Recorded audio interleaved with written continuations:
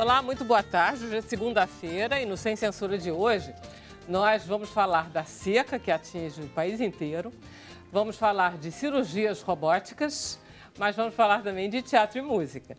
Os nossos convidados são Júlia Vargas, que é cantora, e ele está lançando o segundo disco, que é o Pop Banana. Prazer em ter aqui, Júlia. Prazer meu. Eu fico muita pena que eu não vou pedir para você dançar. Ah! Eu queria ver Hoje isso não, né? também. Já já a gente conversa um pouquinho. Estamos com Elcio Romar, que é ator, e ele está em cartaz com a peça O Doente Imaginário de Mulher, que está numa nova temporada aqui no Rio. Eu fui assistir com a roteirista, nós adoramos. Ai, que bom. Prazer em tê-la aqui, Elcio. Então, Estamos com o Dr. Marco Aurélio Pinho de Oliveira, que é ginecologista e que vem nos falar sobre cirurgias robóticas que são cada vez mais usadas no tratamento da endometriose, inclusive, não é, Dr. Marco? Com certeza. Vamos falar um pouquinho sobre isso. Nós estamos com Marcos Freitas, que é professor da COP da UFRJ, ele está coordenando o Instituto Virtual de Mudanças Globais e ele vem nos falar sobre a seca que está afetando o Brasil, o mundo inteiro, né? Essas... Parcelas. Tem muito lugar com secas. Tem variações. E parece que vocês não culpam a raça humana unicamente. Não culpamos só a raça humana. Tem coisas que são naturais. Tá bom. Bom, estamos com o Bruno Barros, nosso produtor de web, que vai explicar para vocês o que é mesmo? Como é que todo mundo está em casa pode participar aqui da gente. Boa tarde, Vera. Boa tarde a todo mundo. Muito boa tarde ao senhor, a senhora que está em casa. Chegou a hora de participar do Sem Censura. Lembrando que é muito fácil, pode ser pelo Twitter, pelo Instagram, pelo Facebook. Só usar a hashtag Sem Censura que a sua mensagem vai cair aqui e eu vou passar para os nossos convidados. É bem fácil, Vera. É facílimo. Olha só, Júlia, vamos começar ouvindo você cantar? Claro, vamos sim. Então tá.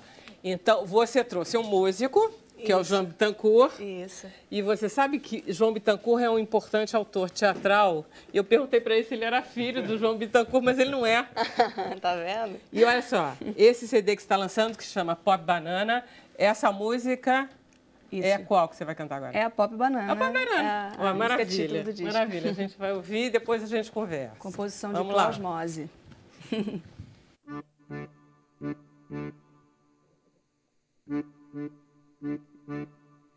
Mucumã, ouça essa canção como afirmação do nosso caso misterioso, ponto de exclamação, sacerdócio do ócio e cio. Profusão de canções em redemoinho, Mucumã, ouça essa canção como afirmação do nosso caso misterioso, ponto de exclamação, sacerdócio do ócio e cio.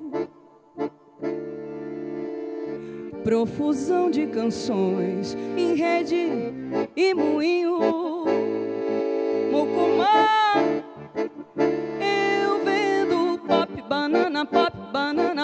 banana, bananeira, não sei bananeira, sei lá, quem vai querer comprar, quem vai querer, Mucumã.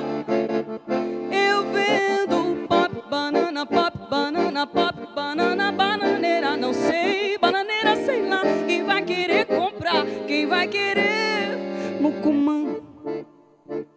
Ouça essa canção como afirmação do nosso caso misterioso, ponto de exclamação, sacerdócio do ócio e cio. Profusão de canções em redemoinho, Mucumã, eu vendo pop, banana, bananeira, não sei bananeira, sei lá, quem vai querer comprar, quem vai querer, Mucumã. Eu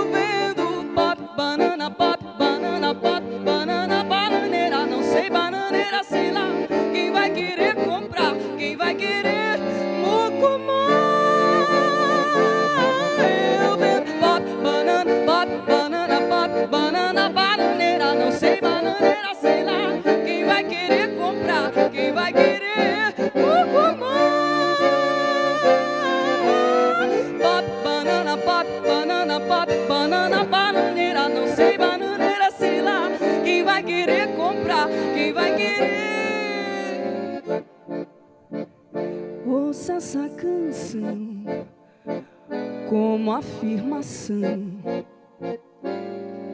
do nosso caso misterioso. Ponto de exclamação.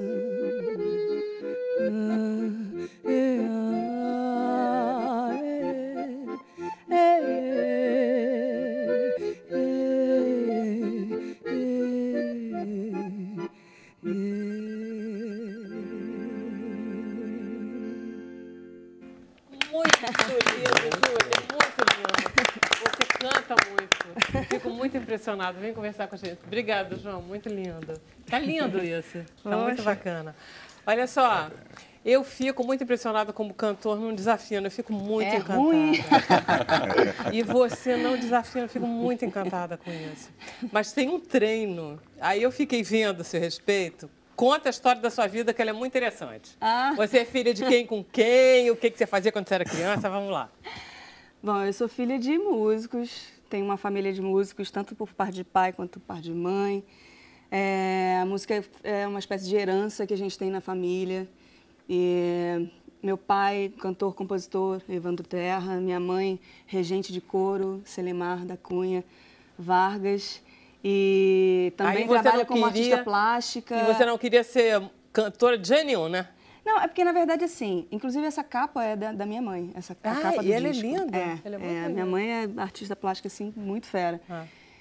Na verdade, assim, a música, ela sempre foi uma coisa muito natural, né? Eu tava ali, feito uma brincadeira desde pequena, né? Então, eu nunca pensei nela como uma profissão, realmente, assim, de cara. Eu sempre fui apaixonada pela arte de um modo geral, então eu fui muito pelo caminho da dança, assim, desde pequena, e trabalhei durante um tempo com dança. Mas é uma coisa que você não escolhe muito, né? A música, ela meio chegou... Ela que te escolhe, né? Ei, Júlia, você chegou a fazer parte do corpo de baile do Teatro Municipal? Não. Mas você... Eu fui do Teatro Municipal. Na verdade, minha escola é a Escola de Dança Maria Oleneva, que é a escola do Teatro Municipal. E eu fiquei durante 7 anos lá. São 9 anos para você se formar e participar do corpo de baile. Então, você tem toda a formação de bailarina clássica. E depois eu também fui bolsista do Centro de Movimento Débora Coker, também fiz alguns trabalhos com ela. Você pegou o top da dança, quer dizer, que são maravilhas, né? Não é? Mas também nunca fui da companhia. Porque, na verdade, quando eu estava nessa tentativa e tal, eu entrei para a companhia do Oswaldo Montenegro, e aí já veio uma outra história, teatro com dança, com música, essa coisa bem híbrida, assim, que eu levei muito depois também, né? Com Gira Gerais, que também é uma banda super performática, que o compositor é esse figura, o Klaus Mose, que é meu grande parceiro nas canções. E depois, no meu show também, eu fui cada vez mais introduzindo essa coisa da performance, né? Essa coisa bem teatral mesmo. E esse já é o terceiro disco, né? Esse é o terceiro disco. É o segundo disco físico, né? O segundo disco de estúdio, assim, né? O primeiro eu gravei em 2012, que saiu só digital. E você não gostou muito, não, né? Gostei. Foi bom? Mas foi porque legal? É muito engraçado isso, essa coisa. A gente vai fazendo uma coisa em cima da outra, né? A gente lança já querendo fazer outra coisa, já querendo, né? E aí aconteceu com esse disco o seguinte: a gente lançou digital em 2012, e aí quando a gente começou a querer fazer ele físico, a gente fez um show de pré-lançamento que veio a ser o DVD, que surgiu depois, entendeu? Aí a gente falou, acho que está na vez desse DVD e ficou fluir, DVD, assim, porque na verdade virou um DVD, não foi uma coisa que a gente pensou em fazer para ser um DVD, foi um show, que era um show de pré-lançamento para o primeiro disco. E aí, no fim das contas, a gente deixou o primeiro disco como digital mesmo e partiu para o DVD, que foi gravado no Teatro Municipal de Niterói foi lançado em 2015. E aí agora o Pop Banana. E o Pop Banana você já lançou, já fez show? Como é que está esse lançamento desse Pop Banana? Lançamos, fizemos alguns shows, fizemos uma turnezinha pelo Sesc do Rio de Janeiro, pelos Sescs do Rio de Janeiro, que foi muito bacana. E o último show que a gente fez foi no Rival, que foi maravilhoso, com participações maravilhosas também, Simone Maser, Não Recomendados, o Le Circo de la Drag. Foi assim uma noite muito bacana, assim, muito importante. E você tem uma banda que é só tua, como é que é? Essa tua banda ela é bem interessante, né? Porque você conseguiu formar ela assim com o top do top e foi indo. Como é que é?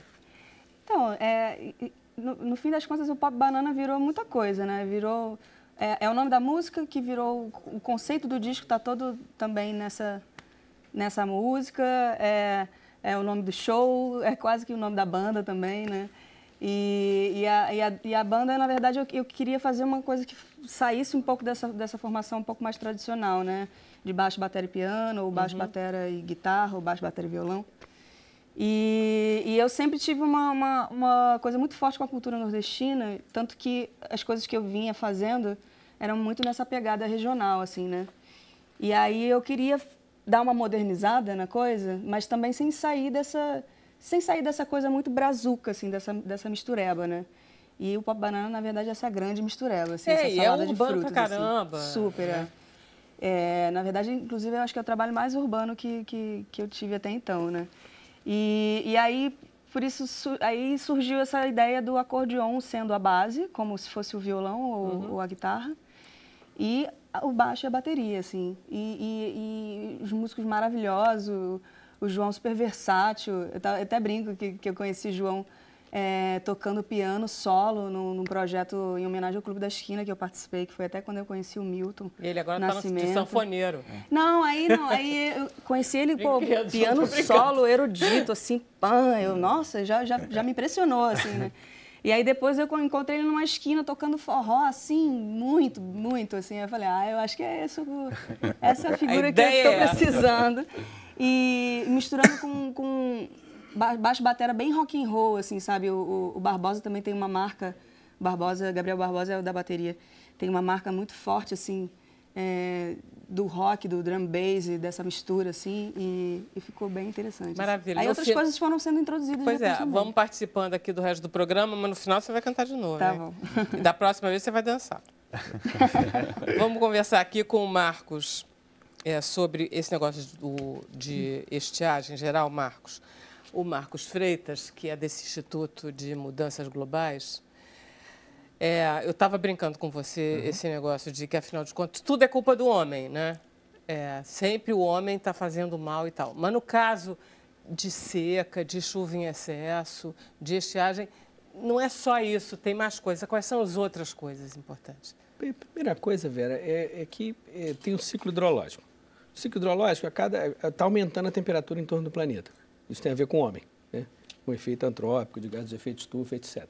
Então, para cada 1 grau a mais, vai dar 7% a mais de evaporação no ciclo hidrológico. Aí a gente fica com um pouco de incerteza onde é que vai chover mais ou menos. Porque, na verdade, vai chover mais, porque vai evaporar mais. Agora, pode chover mais em cima dos continentes, em cima dos oceanos, e esse balanço não está claro. E é difícil você prever a distribuição de água. Principalmente no hemisfério sul, que é onde a gente está, porque são mais áreas submersas. Aonde tem mais áreas emersas, é um pouquinho mais fácil de prever. Não quer dizer que se preveja bem, não. Mas se prevê... Eu nunca tinha pensado nisso. Né? Tem muito mais áreas imersas no hemisfério norte do que nós. Então, os oceanos, eles vão ter um papel nisso que o homem está estudando, assim como os continentes. Mas esse balanço entre oceanos e continentes, ele vai ter que ser muito estudado para a gente ter mais clareza. Agora, o que a gente sabe? Aumentou a quantidade de pessoas no mundo. Vão beber mais água, vão necessitar de mais água para a produção de alimentos, para a produção industrial, para uma série de atividades. Então, é fácil que o ciclo é o mesmo. Então, água é renovável, mas o volume é limitado, ainda mais água doce. Então, a gente tem que levar em consideração que a gente partiu de 1 bilhão de habitantes no fim do século XIX para 7, 8. 7 agora, mais ou menos, 6,5, indo para 8. Então, isso daí faz com que para cada 1 de crescimento populacional tenha 2 de crescimento de consumo de água. Porque a gente vai mudando o nosso padrão. Nossos avós não comiam tanta carne. Nossos bisavós, menos ainda. As pessoas são maiores em tamanho. E quando a gente come mais proteína animal, a gente bebe mais água indireta. Porque o boi, enfim, o porco, etc., eles precisam de grãos para poder gerar a carne que eles têm. Então, se a gente quiser economizar água, viremos vegetarianos. Esse é um caminho meio radical. É um caminho meio esquisito, né? meio esquisito. A gente não tem esse habitué. A gente não consegue mandar em ninguém. No caso, o que a gente está vendo é que tem várias situações de eventos extremos, isso tem uma certa, tanto para mais como para menos, mas a gente ainda não sabe direito como é que isso vai acontecer, né? Tem tido incêndios florestais com alguma frequência, mas não há uma estatística ainda clara de que está aumentando. Tá, porque incêndio florestal está muito ligado à época do ano, verão, no hemisfério norte, e são incêndios, em princípio, não criminosos, né? Tanto de Califórnia quanto de Portugal. É um pouco inevitável, eu ouço falar em incêndios são regiões áridas e semiáridas. É. Então, já são regiões naturalmente mais secas. É diferente, por exemplo, do incêndio na Amazônia brasileira. Claro. Incêndio na Amazônia brasileira, eu estou falando de uma área tropical, úmida e semi-úmida. Então, a chance de pegar fogo de maneira natural é baixa. Agora, quando eu estou numa região árida e semiárida, a chance de pegar fogo natural é maior. Claro. Então, lá, qualquer variação pode, de fato, ter incêndios florestais. Agora, pelo que eu estava vendo, em termos de Brasil, a gente está com um ciclo de secas muito extenso.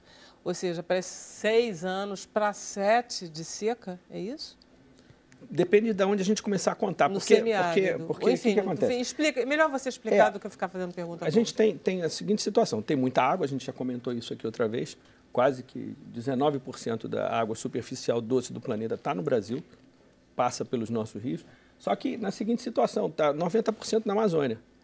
E nós estamos 90% do outro lado da população. Então, a gente vai trabalhar com bacias com pouca água para distribuição desse volumétrico. Quando você pega a seca, ela vai ter a seca do Nordeste, que é recorrente já há alguns anos, é um pouco esse número que você está trabalhando, de 5 a 6 anos. A do Sudeste, que aconteceram alguns momentos, mas parou, voltou, enfim. E algumas coisas que estão acontecendo que a gente não está contabilizando direito. Então, para a gente ser o maior produtor de grãos do mundo, significa que a gente precisa de água.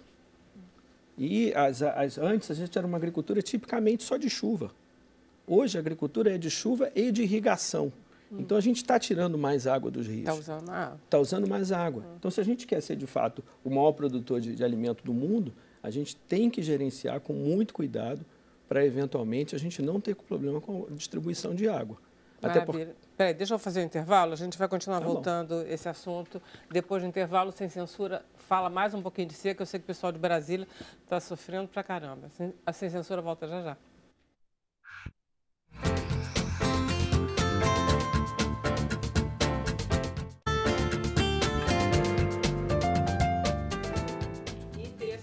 Conversar com os convidados no intervalo.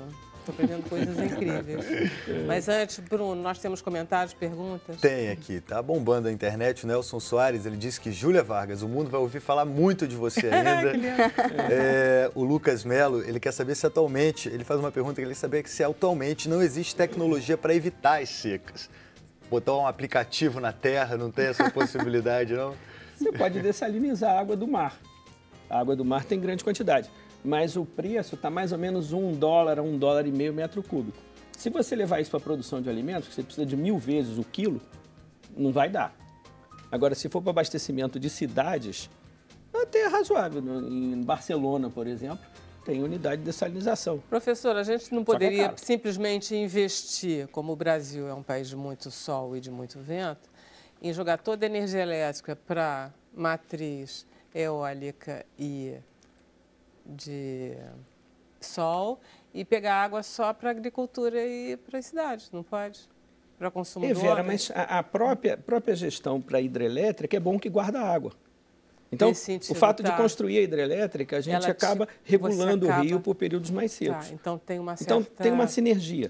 Lógico que você pegar uma bacia como São Francisco, que tem 10.000 megawatts instalados e que está passando por uma seca barra pesada, vai ter que priorizar o abastecimento humano e dessedentação animal para aquela água.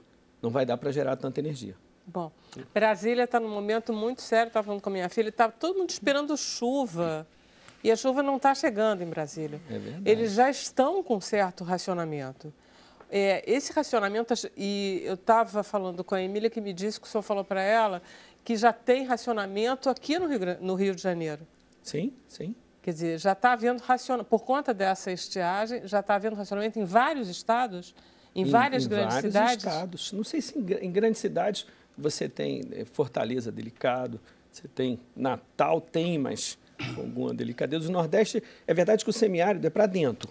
Ali você tem a Serra do Mar, que vai do Rio Grande do Sul até o Ceará, que segura muito da água. Em compensação, são rios menores, muitos não são perenes.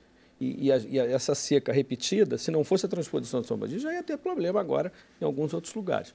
Agora, o que está acontecendo é que... Desculpe só comentar, mas então a transposição do Rio São Francisco, que todo mundo falou tão mal, ela, afinal de contas, não é tão ruim assim? Ela é útil, porque tem uma região grande do Brasil que não tem água nenhuma. Se você não... E só tem 2 rios perenes, o São Francisco embaixo e o Parnaíba em cima, que sai lá para o lado do Piauí. Então vai ter que tirar desses 2. Agora, depois pode ligar o Tocantins com esse. Vai ter médico aqui que vai falar, se fosse médico de cardiologista, ia saber que tira sangue de um lado, bota no outro. A gente vai ter que fazer isso no Brasil. A gente vive no Rio com transposição do Paraíba do Sul. Isso. E São Paulo vive com a transposição do Piracicaba. Então, esse negócio de mudança de água por bacia, isso vai ter que fazer. Não tem jeito. Lógico, comparando com custos de dessalinização, comparando com opções. Se você encher o Nordeste de produção de arroz, ferrou. Porque o arroz consome água demais. Então, o Nordeste dá para produzir uva, vamos produzir champanhe. Claro, tem que ser fruta coisa de alto valor agregado, com muita sol eficiência. E não de água, né? E agora, em compensação, o Sul está com muita água, está recebendo muita chuva, é isso? Alguns lugares, sim. Na Bacia do Paraná, tem alguns lugares que gerenciam um pouco isso. Ou o Sul mais para baixo ainda, que é na Bacia do Uruguai. Então assim, olha, o Sul do país, nos anos de El Niño, costuma chover mais. E aí o Operador Nacional do Sistema, o ONS, ele acaba deixando uma certa quantidade nos reservatórios para poder conter as ondas de inundação. E faz muito bem essa gestão, diga-se de passagem. E isso, de certa forma, tem ajudado a gente também a afastar um pouco as crises de geração de energia, porque boa parte dessa geração está no Sul. Agora, outros lugares, não. Você vai ter que ver principalmente essas de abastecimento urbano, porque são mais delicadas. Quer dizer, o senhor já foi, inclusive, diretor da Agência Nacional de Águas, né, da ANA. O senhor acha, então, que a gerência desse problema da água está indo? Ela avança e vai mudando um pouco as regras operativas por região à medida que as crises vão acontecendo. Aqui no Paraíba do Sul, a Agência Nacional de Água fez um trabalho legal nos últimos 2 anos e mudou a regra operativa para guardar mais água e não deixar gerar energia de maneira sem muito controle. Vai ter que fazer isso também no São Francisco, já estão fazendo agora, a guardar mais água. Uma coisa boa é que, à medida que está entrando a geração eólica, a gente pode economizar água nos reservatórios. Isso que eu ficava pensando. Mas não deu tempo ainda. Isso vai acontecer nos próximos anos, à medida que entre. Agora, me diz aqui, pode dizer para eles o que o senhor estava me contando a respeito do Maranhão, Tocantins, Piauí, que é uma região que eu achava que era super árida. O que está acontecendo de revolucionário? Então, há uma evolução da agricultura de grãos para uma região que estão chamando de Matopiba, que é Maranhão, Tocantins, Piauí e Bahia. E nessa região, hoje, por conta disso, o Nordeste está produzindo mais grãos do que o Sudeste. Quer dizer que está migrando do Cerrado para lá? Está subindo? Um misto de expansão, não digo que está migrando, está expandindo entre Centro-Oeste, entre Sudeste, gente vindo do Sul. Eles estão pegando mais água, então, porque o senhor acabou de dizer que... Sim, tem. No Tocantins tem bastante água. Tá. Não é o problema. Tem o Parnaíba, que é um rio perene, que sai lá no Piauí. Que é aquele que vai desembocar lá no Oceano Atlântico Lindo, que é o lugar mais bonito do mundo. Isso. E tem água subterrânea, que a turma está usando, que é um outro problema que a gente não sabe direito, porque o Brasil não tem medição de água subterrânea. A gente não sabe exatamente quanto são tem de água. São os aquíferos já ou são simplesmente lençóis? Não, tem variações do mesmo fato. Um pouco mais profundo é aquífero, um pouco mais... Mas são águas subterrâneas e aí na legislação brasileira, a água subterrânea é responsabilidade dos estados, não é da União. Então, por conta disso, não tem uma rede de poços piezométricos. Então, a crise hídrica de São Paulo, por exemplo, ela foi minimizada por conta de água subterrânea. Aqui no Rio de Janeiro tem vários lugares que usam água subterrânea, seja porque a rede de abastecimento não chegou, seja porque vai complementando na serra, etc. E ninguém sabe direito o tempo de recarga. Isso é mal acompanhado. Não e dá para se saber? Dá. Existe tecnologia e conhecimento científico para saber? São poços piezométricos. Você faz furos, coloca réguas, coloca sensores que vão medir a umidade do solo, que vão medir quanto de água tem, etc, etc. E isso dá para acompanhar. Na Inglaterra, por exemplo, para eles começarem a dar as informações de estresse hídrico, eles começam pela medição de água subterrânea. Aí, já, dependendo da medição, já começa a avisar, olha, está na hora de parar de regar jardim, está na hora de parar de usar esse tipo, e vai orientando a população. A gente ainda não faz isso não, né? Não, até porque eu comentei, água subterrânea é uma coisa nebulosa. Muito nova. Ficou mal definido entre a obrigação do Estado e da União dos Estados. Então, por exemplo, o aquífero Guarani, que é gigantesco entre o Brasil e os outros países, a responsabilidade embaixo é de cada Estado. Okay. A União não tem que se meter nisso, embora ela tenha que se meter para poder, já que é uma coisa fronteiriça. Cara, a gente precisa fazer um programa sobre os aquíferos. Interessante. Muito interessante isso. Muito bacana. Obrigado, professor. Por favor. Vamos lá com o doutor Marco Aurélio Pinho sobre essa cirurgia robótica. O negócio está totalmente tecnológico. Muito tecnológico. Agora, é engraçado que as pessoas acham que, quando você fala de cirurgia robótica, que o robô vai lá e opera sozinho, né? Você aperta lá, bota um chip, um botão, e ele sai operando. Não é assim. É totalmente cirurgião dependente. Mas é interessante. É uma técnica bastante interessante, relativamente recente. Ela é parecida com as cirurgias de obesidade, aquelas que são por laparoscopia, que você... É isso que a gente chama de cirurgia robótica? Isso é uma pergunta interessante, porque, na verdade, quando você pensa em cirurgia, para qualquer obesidade, ou na minha área, que é ginecologia, principalmente endometriose, ou mioma, ou câncer, inclusive, você tem 3 tipos de cirurgias básicas. A convencional, que a gente chama de laparotomia, que é aquele corte grande, que todo mundo conhece. Tem a laparoscopia, que você faz furinhos e opera olhando para a televisão, igual a gente está aqui, vendo em 2D. E uma evolução dessa laparoscopia, que é a robótica, que você opera, em vez do cirurgião segurar na pinça, a gente acopla o braço do robô e a gente senta num console bem perto do paciente, com um controle muito minucioso dessas pinças, em que o cirurgião tem uma visão 3D, como se estivesse operando, enfim... É um videogame. Em termos de controle, sim. E aí a questão, o que a gente sempre tenta falar, seja de obesidade, por exemplo, evitar ou vesícula, ou mioma, ou o que for de cirurgia, evitar a cirurgia tradicional. Por quê? Porque a recuperação é pior, cicatriz, dor, você tem mais aderências. Aderências têm consequências. Menos gravidez, mais dor, pode ter obstrução intestinal, uma série de consequências dessas aderências. Então, quando você faz cirurgia de vídeo ou robótica, a chance de aderência é muito menor e recuperação, tudo. Então, sempre é bom falar, quando está falando de cirurgia, a gente sempre fala de vídeo, de laparoscopia ou robótica. Então, acho que o interessante é a gente ver quais seriam, talvez, as diferenças ou quais seriam os ganhos em relação à robótica, em relação à cirurgia por vídeo, e não a convencional, que a gente deixa um pouquinho... Tem algumas indicações, mas são poucas. Em relação à cirurgia robótica, a precisão ela é maior do que uma cirurgia de campo aberto? Sim, campo aberto. Isso é extraordinário. Porque o que acontece é que, primeiro, você está com a visão 3D. Então, eu estou com uma visão... Como se tivesse aberto. A gente sabe, quando a gente está usando por exemplo, um videogame ou uma experiência em 3D, essa realidade virtual você vê melhor às vezes do que está... Você tem zoom, você tem uma série de detalhamentos. Depois que entrou a televisão em Full HD, quer dizer, o detalhamento que a gente tem é muito grande. Então, quando você está olhando, a gente no robô, a gente senta como se fosse um binóculo vendo em 3D, então a visão é fantástica. A gente tem um zoom que a gente controla e os movimentos, a gente tem um joystick que a gente vai mexendo e não treme. Então, primeira coisa, não tem tremor. O robô, ele sabe... por exemplo, digamos que o cirurgião tem a Parkinson. Você treme, mas o robô não treme, isso. Não é isso? Se pegar um cirurgião que tem a Parkinson e ele está tremendo, o robô sabe que aquilo não é um movimento da pinça. Então, só quando ele fizer um movimento, então não vai tremer a pinça, vai estar tudo estático, parado. Então, com esse zoom, com essa estabilidade e a precisão que a gente tem, o que a gente acredita que em cirurgias mais delicadas, mais extensas, né? Eu estava até conversando sobre a questão da endometriose, que são cirurgias difíceis, são mulheres que querem engravidar, que têm muita dor, e essa doença, hoje em dia, ela tende a ser muito grave. Atinge outros órgãos, pega, por exemplo, nervos. Nervos, inclusive, que são importantes até para a parte sexual, por exemplo. Então, parte de funcionamento da bexiga, do intestino. Então, se você tem uma visão 3D, com uma precisão muito grande, a gente pode, inclusive, preservar mais nervos e ter menos consequências em longo prazo. Porque nervo não tem muito jeito. Todo mundo sabe que quando você secciona um nervo, é muito complicado você tratar dano nervoso.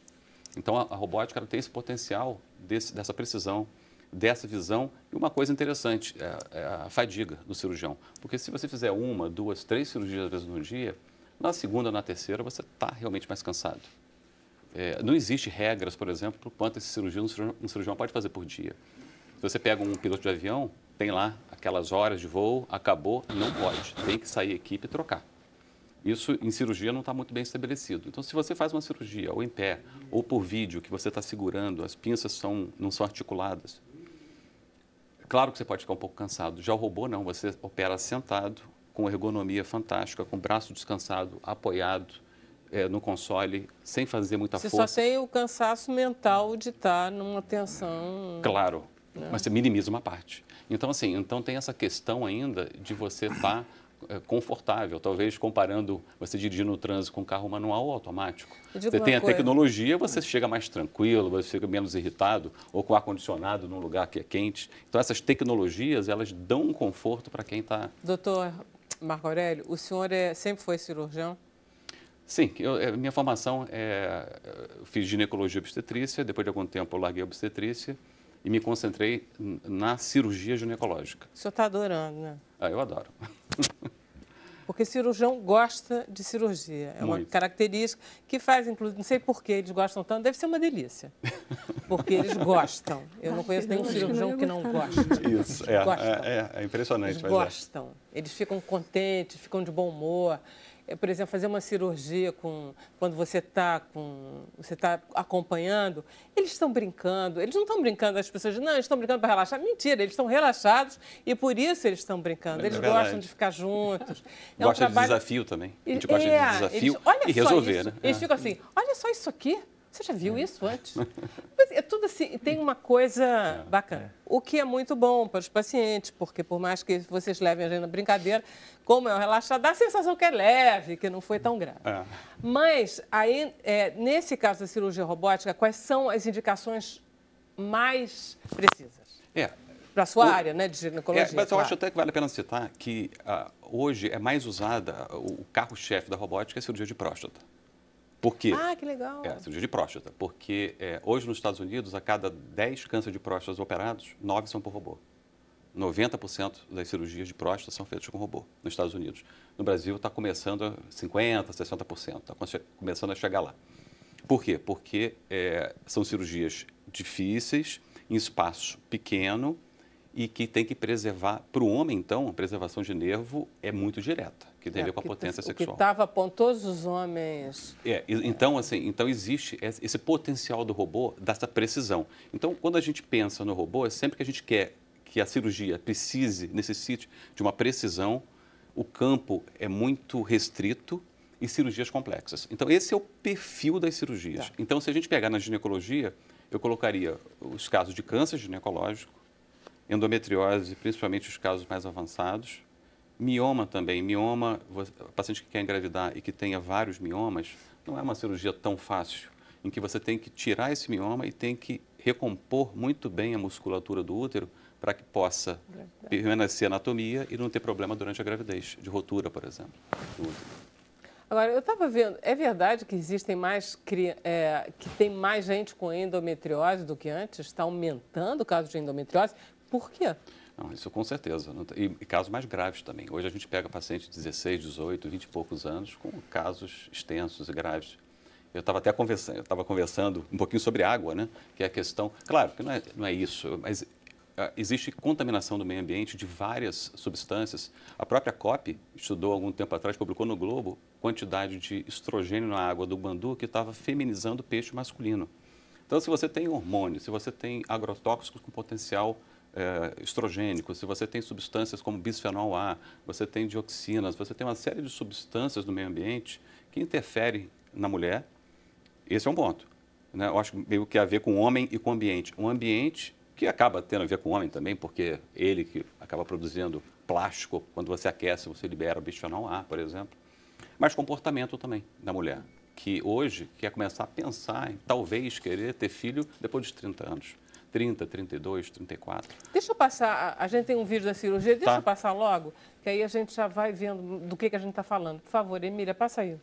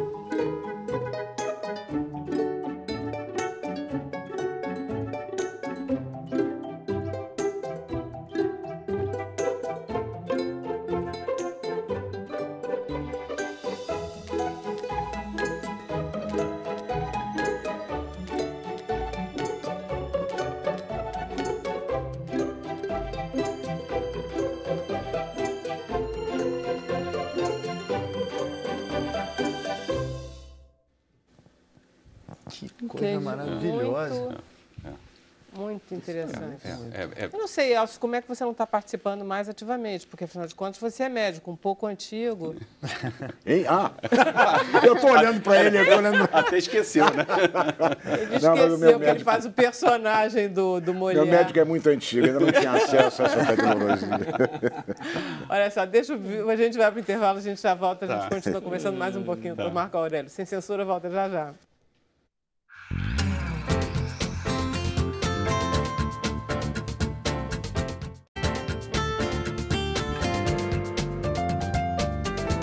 Estamos com o Sem Censura. Estava comentando aqui com o professor Marcos que em Brasília fez no dia 15 de outubro 37,5 graus. É um calor impossível, quase 38 graus em Brasília. Estão a 1.000 quilômetros de distância do litoral, né? Então eles aquecem muito no decorrer do dia. De noite é até mais fresquinho. Por causa da altura, Mas semana passada eu fui num restaurante em Brasília e na hora de ir no toalete tinha um copinho de água só e não saía água da Cada um tinha direito a um copo d'água. Não, era para todo mundo. Lavava a mãozinha assim. Bruno, vamos lá. Nossa. Olha aí, Maria Assunção, ela fala, as tecnologias. Ela ficou maravilhada com o vídeo da uva lá também, maravilha aquilo, né? Glorimar Maciel, ele fala que é muito bom falar sobre a questão da seca, que as pessoas não estão conscientes de que podemos ficar sem água. Pode, não pode? Tem uma exagerada aqui na dele? Não, tem que tomar cuidado. Lógico que não é ficar sem água definitivamente. É um período, mas não tem que tomar cuidado. Aqui no estado do Rio, por exemplo, tem 3 milhões de habitantes aí em situações delicadas, porque são áreas que não têm reservatórios muito grandes. Sistema que abastece Niterói, São Gonçalo, Maricá e etc. A gente passou por um certo problema aí. Está começando de novo, porque tinha que ter sido feito um investimento para guardar água ali perto de Cachoeira de Macacu, etc. E essa construção não foi feita, então tem pouca água. Tem que fazer um reservatório ainda? Tem que aumentar ali o reservatório. Caramba. E sem contar, não poluir os rios, né? Que é outro problema. Esses rios urbanos nossos, a gente não usa praticamente para nada.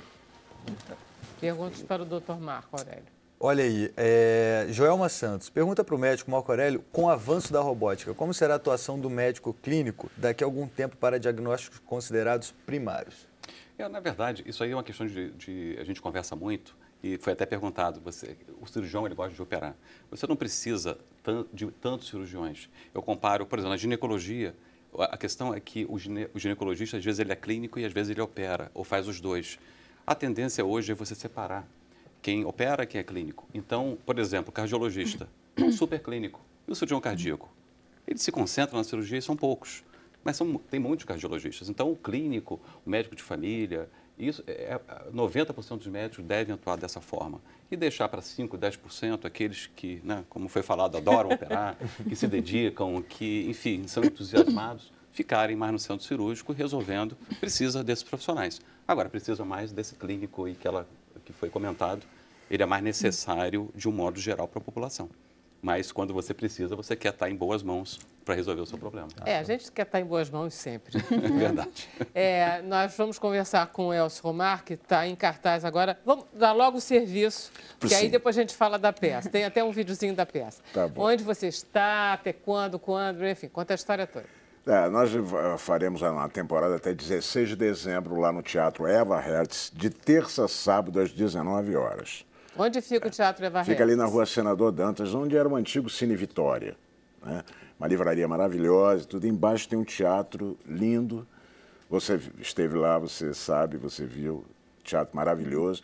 E a gente está lá fazendo o nosso trabalho, divertindo as pessoas e se divertindo também, né? Olha só, o teatro vale por duas razões. Primeiro, porque ir na Livraria da Cultura, não sei se todos vocês conhecem, mas quem não conhece tem que ir, porque é a livraria mais bonita que tem no mundo. Não é assim, ela é mais bonita que a Alvear de Buenos Aires, eu acho. Ela é muito bonita, ela é muito inteligente como livraria. E aí dentro tem um teatro e é delicioso porque o teatro ele funciona dentro dos horários da livraria. Então, como a livraria fecha às 9 e ela não abre domingo, a peça tem que ir até às 9 para todo mundo ir embora. Eles ficam expulsando as pessoas. Exatamente. E não pode no domingo. Isso. O que faz uma coisa ótima de você ser obrigado ao teatro 7 horas da noite no centro é muito bom. Muito bom, porque você tem a noite à sua disposição. Isso. Você, né, 8h30 da noite, você já está livre, aí vai jantar, sai, né? Faz o seu programa. Mas é uma peça... E a peça? Vamos lá. Eu gosto muito de fazer, principalmente Molière, né? Porque é um autor universal. Se você fizer hoje Molière com as coisas atuais da nossa vida, funcionariam perfeitamente. Mas o engraçado é porque ele sempre foi um crítico mordaz do cotidiano da época, então é muito engraçado a pinimba que ele tem com os médicos, me desculpe, mas... É isso que ele Pois são os advogados, a nobreza, de modo geral, do cotidiano da época, né? Então, é uma delícia. Já é a terceira peça que eu faço de Molière, tomara que eu faça 8, 9, 10... A diretora é Jacqueline Laurence, que é francesa, veio para o Brasil com 16 anos, então é uma franco-brasileira, com sotaque ainda, mas ela é mais brasileira que... Maravilhosa, sabe tudo de teatro, uma pessoa que, dirigiu muito bem. Nós tivemos agora também a direção do Wagner, que é o nosso, digamos assim, co-diretor, que também faz parte da Companhia Limite 151.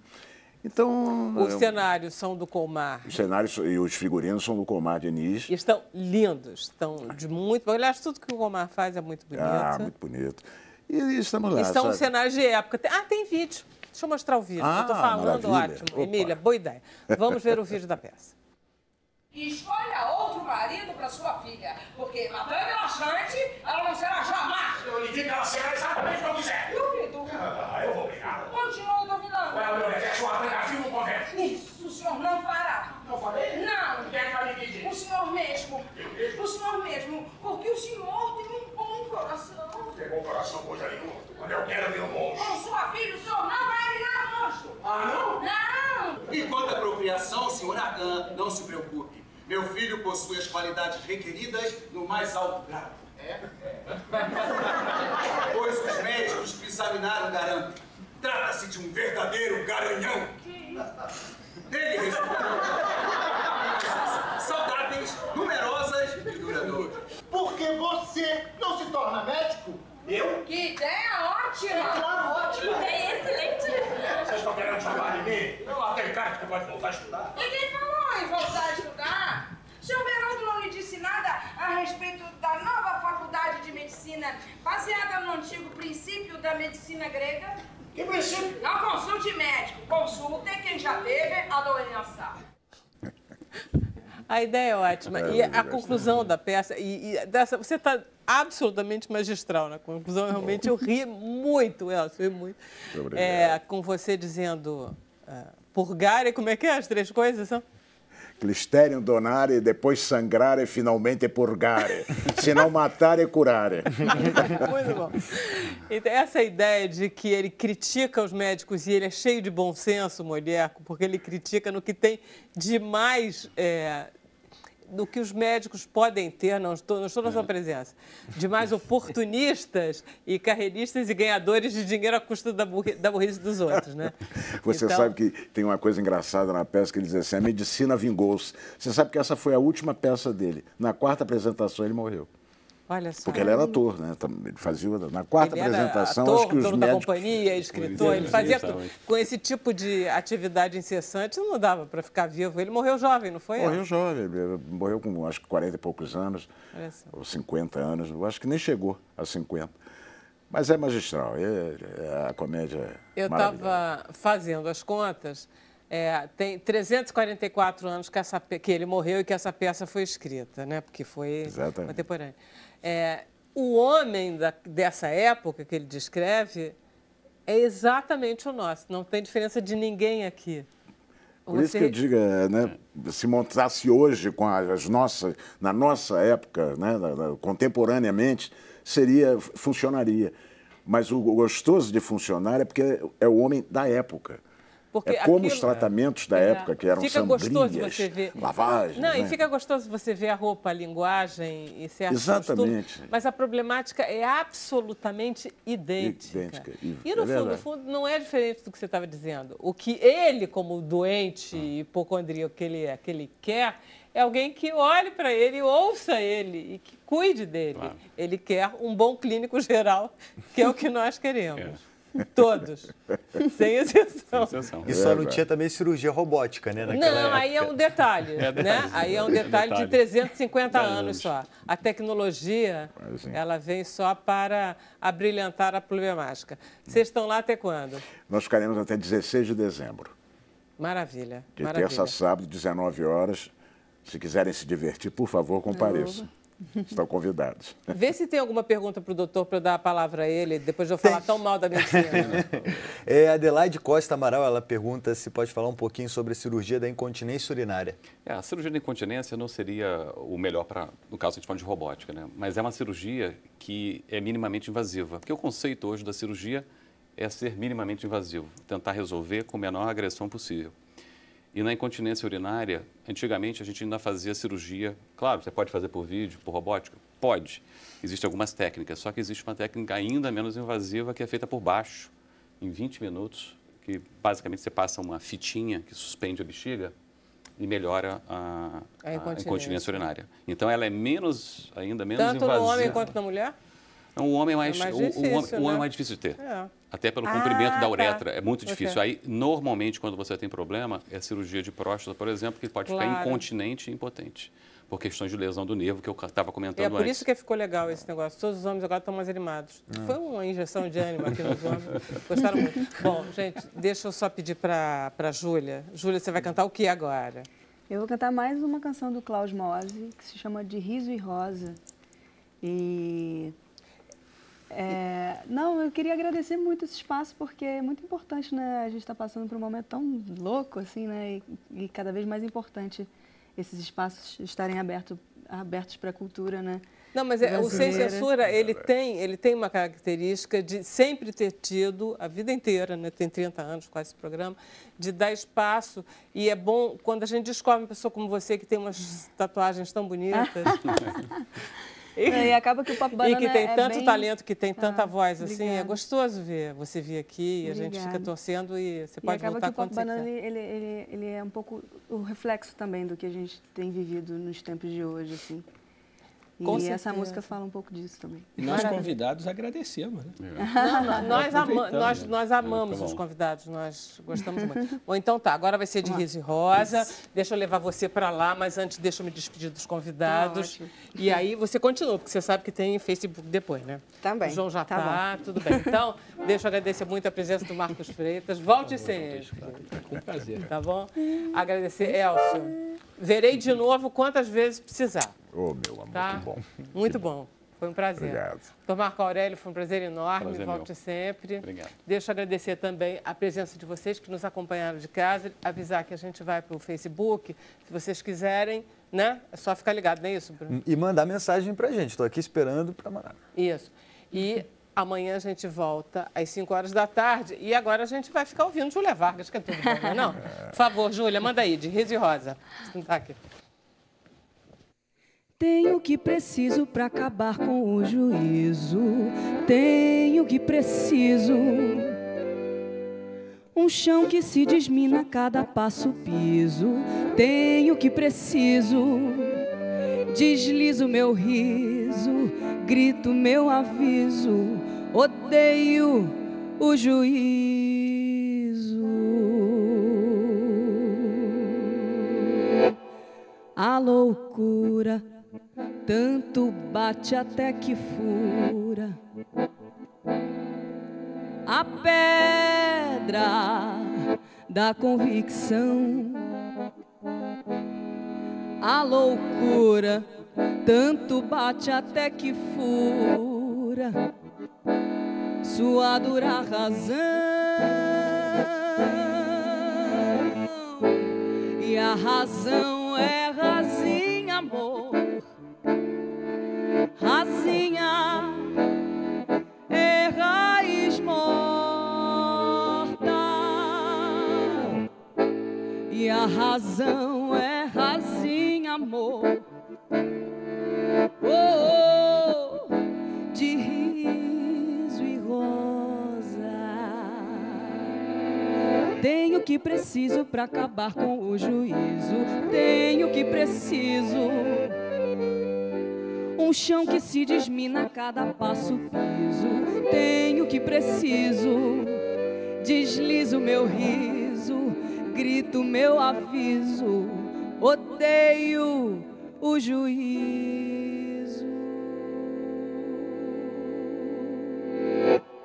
A loucura tanto bate até que fura a pedra da convicção. A loucura tanto bate até que fura sua dura razão. E a razão é razinha, amor. Razinha é raiz morta. E a razão é razinha, amor. Oh, oh, de riso e rosa. E a razão é razinha, amor. Razinha, amor. Razinha é raiz morta. E a razão é razinha, amor. Oh, oh, de riso e rosa.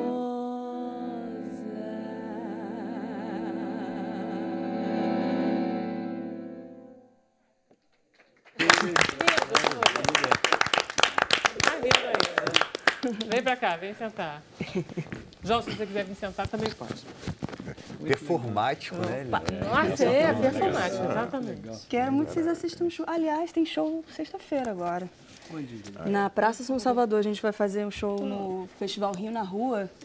Vai ser na rua, na São Salvador, 8h30, sexta-feira agora. Aí. A gente nem avisou isso. Agora vai ficar no Facebook. Bruno, já estamos no Facebook, então...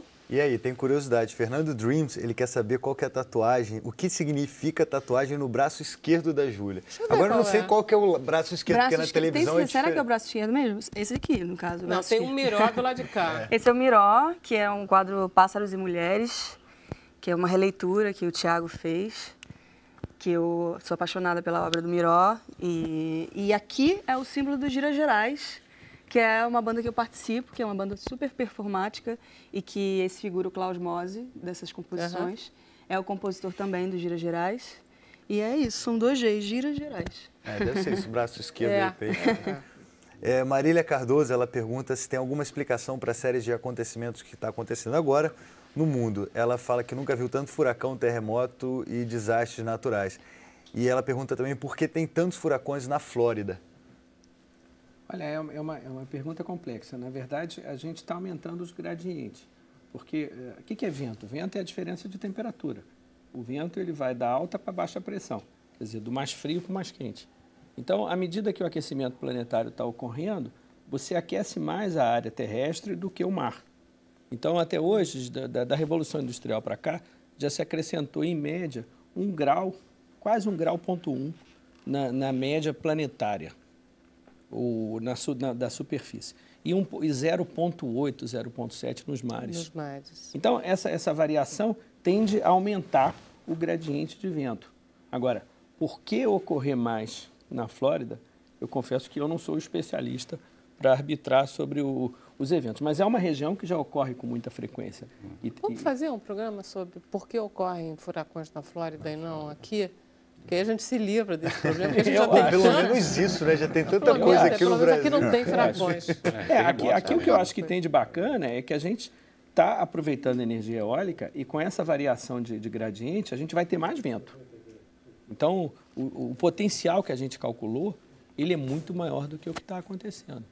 Então, isso é interessante para nosso potencial. Ainda mais quando a gente começar a aproveitar a energia eólica no mar, nas opções offshore, como já está acontecendo em outras regiões. Aí tende a crescer ainda mais esse potencial nosso. Muito legal. Tem pergunta para o Elcio aqui, a Maria Marta, ela quer saber se vai ter temporada da peça em São Paulo. Infelizmente, não. Você já está em cartaz há muito tempo, essa não é a primeira montagem? Não é a primeira montagem. Mas eu acredito que vai ficar um pouco difícil ir para São Paulo, dado o número de atores que tem no elenco. Quantos atores são? São 9. Fora a equipe, né? Que aí tem que ir a camareira, tem que ir a produção, tem que ir... Os atores são bons, né? A Gláucia Rodrigues, que faz maravilhosa. Os atores são muito bons. Que faz a Belinha, são todos muito bons. Eu gostaria muito de fazer uma temporada de São Paulo com essa peça, mas hoje em dia está muito difícil. Muito difícil você viajar. No né? Que eu só ficou em São Paulo, não veio para o Rio. Mas é uma peça com... Monólogo vai fácil, né? Pois é. Viaja fácil. É verdade. Roberto Cabral Silva, ele pergunta... doutor, o profissional para essa cirurgia robótica é especialista na cirurgia ou todos os médicos estão prontos para essa robótica? Tem que ter uma especialização, né? O treinamento todo, simulador. O simulador de robô é fantástico. Mas tem que fazer um curso específico, você tem que ir para os Estados Unidos fazer um curso de cirurgia robótica? A gente já tem aqui, assim, quando eu fiz, sim. Né? Tem alguns centros de treinamento que você tem o Mimic, que é um simulador, igual o piloto de avião, você vai simula a cirurgia em 3D, você vai fazendo todas as manobras no robô. Aí você faz isso em objetos inanimados, igual a uva, etc. E aí depois você tem que fazer pelo menos 10 cirurgias. Pessoas que já operam, tá? Já opera, só para poder mexer com o robô. Aí você faz 10 cirurgias junto com um cirurgião que já faz robótica. Você já é cirurgião, é só para dar uma... Então, e normalmente já vem da laparoscopia. Você já faz a laparoscopia, aí você vai migrar para o robô. Aí você vai só para aprender a mexer com aquela ferramenta, digamos assim. Eu só queria fazer uma pergunta. Quando você, por exemplo, você tira a endometriose, você limpa, ela é absorvida pelo organismo ou você tira? Não, tira. Você tem que... Quase tudo que você pensa de cirurgia é tirado e vai para a biópsia. Então, pelos buraquinhos pelos quais você aí tem várias introduziu técnicas, isso. Aí são furinhos, existem bags que você coloca as peças e tira pelo furinho. Aí é um capítulo à parte. Como tirar peças maiores de dentro da barriga através de furinhos. Mas são tudo tirados. Gordo ou quanto mais magro o paciente, isso muda? Completamente. Assim, para robô, completamente.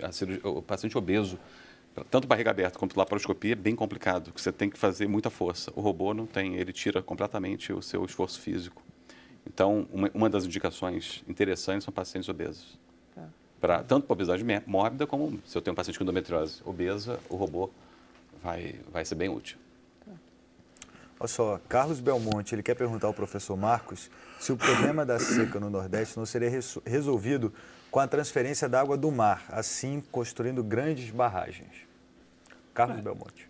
Olha, Carlos, até pode. O mar pode resolver abastecimento de água praticamente no mundo inteiro. Agora, é uma questão de custo. Então, como eu ressaltei antes, a $1,50 o metro cúbico, a gente não considera grandes produções de água. Como é que a gente dessaliniza? A gente, em geral, a gente aquece um pouco essa água e passa por filtros. Que um processo de osmose, em geral, é o mais usado. Tem outros. Destila a água. Então, quando a gente ferve uma água, a gente pode, com mais facilidade, separar os sais. Então, boa parte dos processos de dessalinização, um dos custos elevados é a geração de energia. Então, por exemplo, na China, vamos imaginar o chinês, que tem aquela população gigantesca e precisa de água, e é um país árido, semiárido, algumas regiões úmidas só.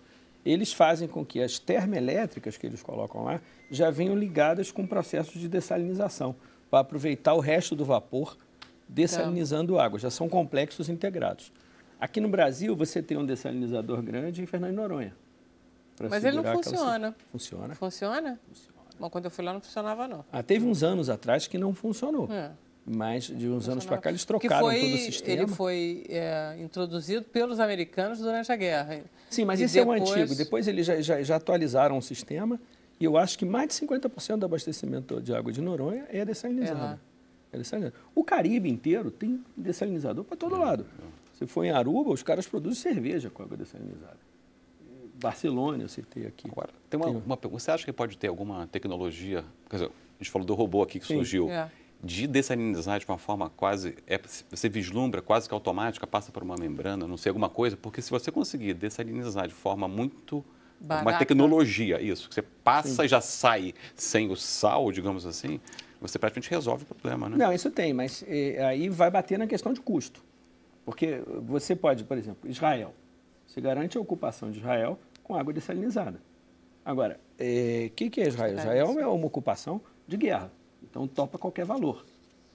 É diferente de um país que quer ser o produtor de grãos, que não pode jogar no custo da produção de grãos a dessalinização de água.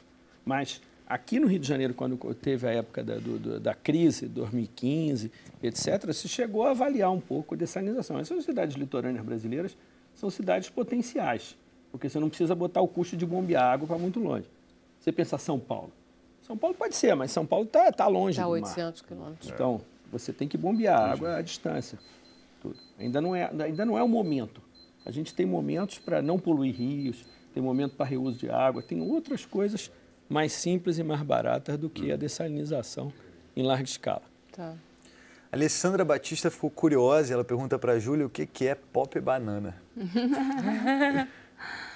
Eu acho que o nome já diz bastante, mas é essa mistura, né? Assim, é uma coisa muito brasileira, né? Com a banana e ao mesmo tempo super consistente, né? Como a banana é, mas ao mesmo tempo moderno, né? Essa brincadeira, assim, ao mesmo tempo também é uma grande brincadeira, mas também falando muito sério, falando sobre questões muito, muito sérias que a gente vive hoje, que a gente sempre viveu também. E eu acho que é meio isso, assim, né? É meio brincando com essa coisa, assim, de uma coisa bem brasileira e moderna ao mesmo tempo, assim. Acho que é por aí.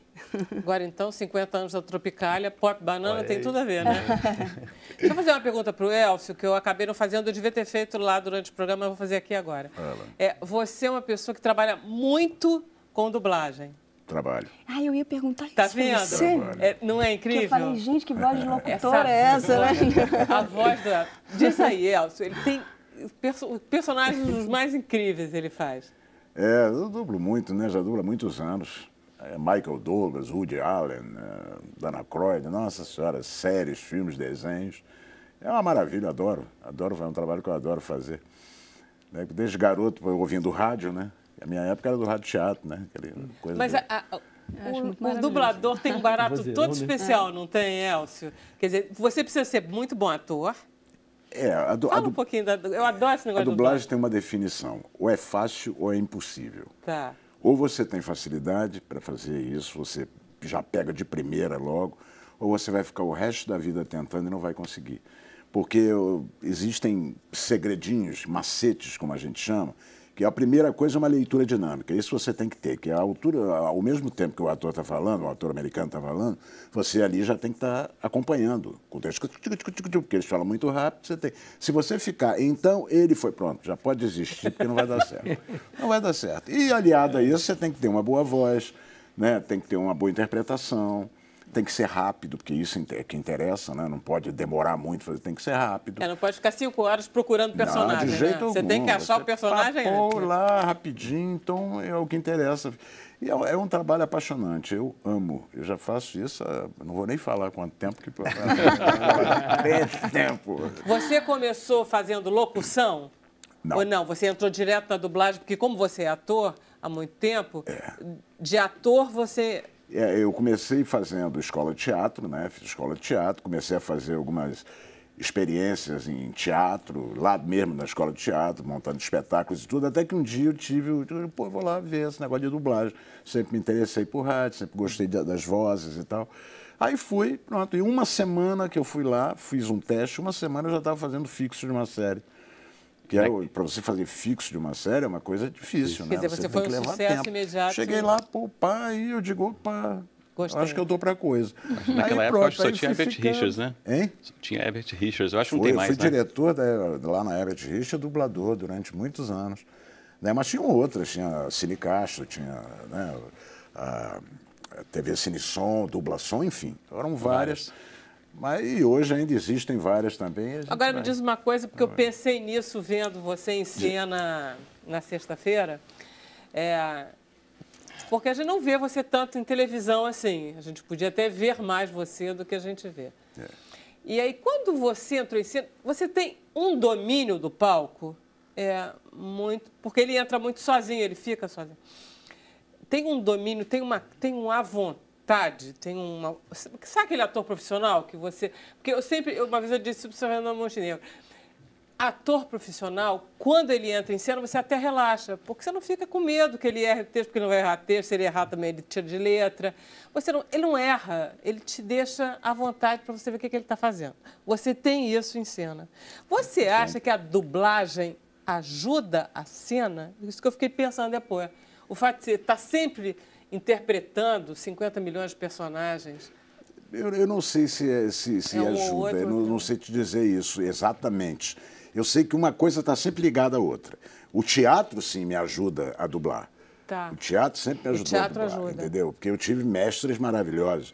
No microfone, radioatores que eram atores também, né? Castro Gonzaga, o próprio Milton Gonçalves e tudo. Então, foi uma experiência fantástica para mim. Eu aprendi muito na dublagem, sim. Mas você não fez rádio teatro, fez? Fiz na Rádio Nacional, trabalhei na Rádio Nacional. Você trabalhou na Rádio Nacional? Na época que a Deise Lúcida era diretora lá, trabalhei durante 2 anos fazendo galãzinho das novelas. Que legal! Mas aí a dublagem dava mais, aí eu pedi a ela, eu digo, Deise, eu vou sair, tá? Porque eu já estava sendo muito chamado para dublar, entendeu? Então estava me atrapalhando um pouco. Só por isso eu saí, porque eu amei fazer. E dublagem é uma coisa que você faz todo dia? Dublagem faço todo dia.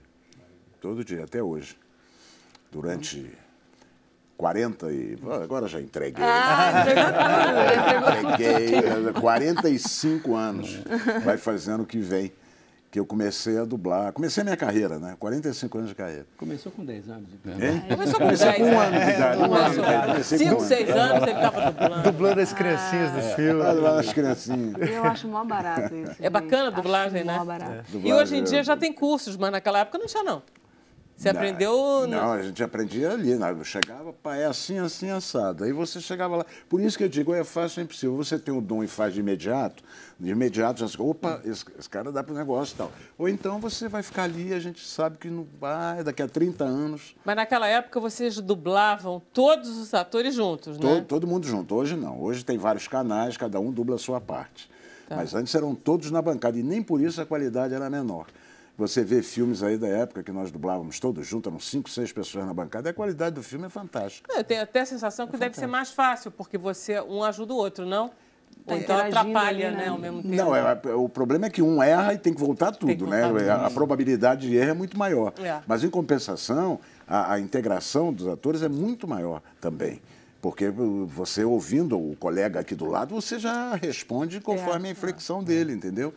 Mas, hoje em dia, para comodidade, para rapidez de trabalho, cada um faz a sua parte. Nós somos um bom país de dubladores, não somos nós? Mas não tem a menor dúvida. Não é? Eu acho que, rivalizando com o nosso, ou melhor, ou igual, só o mexicano. Ah, é? É, só o mexicano. Mas a nossa dublagem é muito bem feita. Eu achei que você ia dizer Estados Unidos, ele está comentando a gente com Gabriel Ângel, não sei o quê, as porque coisas. Eu acho que eles não precisam, bons, né? O americano só ouve inglês, eu não quero ouvir mais nada. Eu tenho uma dúvida, eu queria saber se o ator, ele dubla fixo um personagem, por exemplo, no caso do Michael Douglas. No Brasil, só você que dubla? Ou não, eu dublava muito. Agora, como as coisas são muito divididas, indo muitos filmes para São Paulo, então lá em São Paulo é outro dublador, né? Mas eu, inclusive, já fui a São Paulo, não para dublar o Michael Douglas, mas para dublar o Woody Allen. Aí eu fui lá uma vez e tal, eu dublei o Woody Allen. Mas o Woody Allen, você é fixo do Woody Allen? O Woody Allen, a maior parte dos filmes sou eu que dublo, mas agora está tudo sendo dividido. Aí vai para o Rio, vai para São Paulo, aí outro lá em São Paulo é outro que dubla. Mas basicamente é Rio e São Paulo, né? Basicamente. Mas já tem em Belo Horizonte, já tem em Brasília, todo mundo está querendo pegar uma fatia do bolo, entendeu? Essa que é a grande realidade. Ótimo, temos mais é que dividir mesmo. Bruno, podemos terminar? O que mais você quer? Saideira. A Denise Nessaralá, ela fala que o pai dela tem 86 anos e tem incontinência urinária. Ela pergunta o que fazer, qual especialista ela deve levar o pai dela. Aí é um urologista, porque tem que, como eu falei antes, o homem sem cirurgia prévia é difícil desenvolver uma incontinência urinária, não é o comum.